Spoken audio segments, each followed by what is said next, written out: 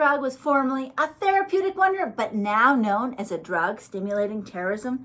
This is a drug that allegedly the Hamas terrorists were on when they attacked Israel. It went from being a normal ADHD treatment that turned out to kind of suck to being the drug of choice for terrorists. It's Doctora Victoria and George. It was supposed to be a milder alternative to amphetamines, and it was used to treat ADHD to help with concentration and focus, and even for narcolepsy. This is a sleep disorder characterized by excessive daytime sleepiness, so you can see how a stimulant would help. The medicine I'm talking about is called phenylethyline, also known by its brand names Captagon, Biocaptone, and Phyton.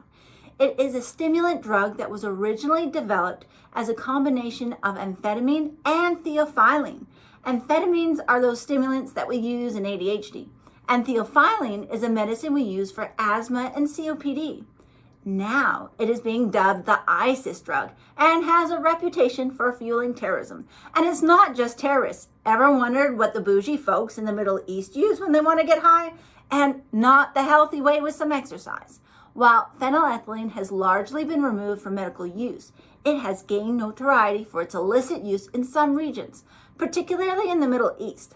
It is addicting and can induce a high relatively easily. This seems to be the case particularly in young, affluent individuals in Saudi Arabia, Kuwait, Qatar, and in certain countries, clandestine laboratories produce counterfeit Captagon tablets that may contain amphetamines or other stimulants, but they're just called that. So these counterfeit pills are sometimes referred to as Captagon, despite not actually containing phenylethyline. Sometimes they do have the phenylethyline in them, but it's usually just some different amphetamines with caffeine and some other fillers.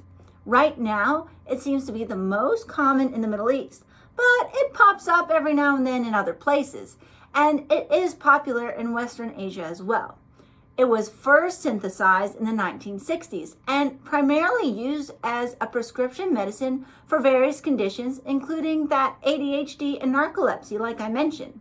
However, due to its potential for misuse and abuse, phenylethyline was taken off the market in many countries. It was classified as a controlled substance, and its medical use was largely discontinued.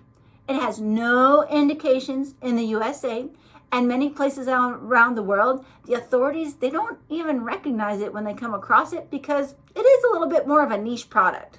Phenylethyline, like amphetamines, primarily act as a central nervous system stimulant. Its mechanism of action involves increasing the release and inhibiting the reuptake of certain neurotransmitters, like dopamine and norepinephrine in the brain. This leads to increased alertness, wakefulness, and a feeling of increased energy and focus. In particular, it is the dopamine increase that is caused by this medicine that makes it so addicting.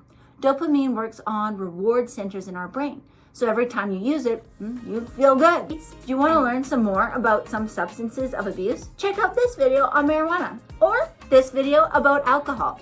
It's important to note that illicit drug use can have severe health and legal consequences, and it is not advisable. The side effects for phenylethyline include extreme depression, lethargy, sleep deprivation, heart and blood vessel toxicity, and malnutrition. Thank you for joining us today, our healthcare team. We hope that you'll join us next time. Bye-bye.